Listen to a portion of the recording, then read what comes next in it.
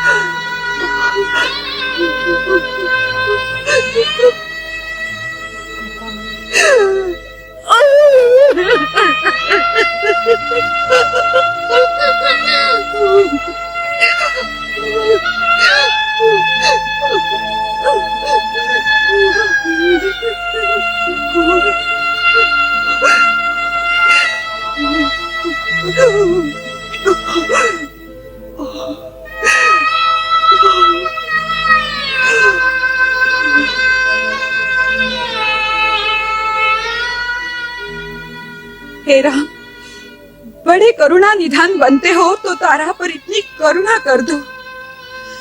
जिस बाण से मेरे प्राणनाथ का वध किया है उसी से मेरे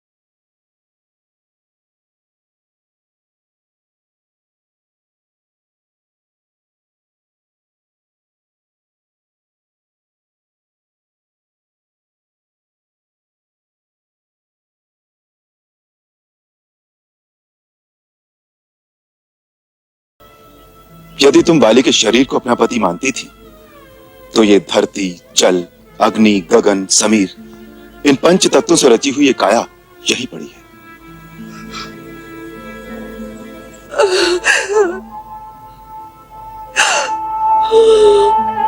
इसी से तुम प्रेम करती थी, इस काया को ही तुम अपना समझती थी। ये अब भी तुम्हारे समक्ष सुषुप्त अवस्था में विद्यमान है। यदि इसके अंदर अदृश्य जीवात्मा को अपना पति मानती हो तो वो अमर है, अविनाशी है। उसे सदा अपने साथ अनुभव करो, उसका शोक न करो।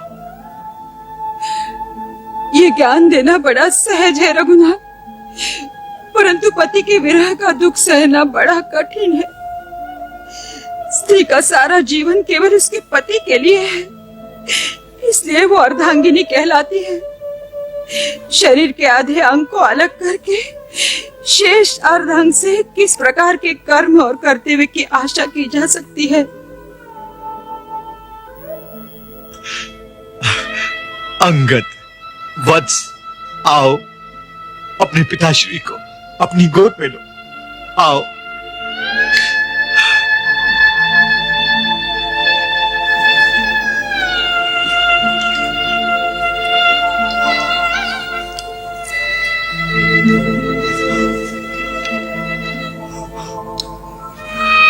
महारानी तारा,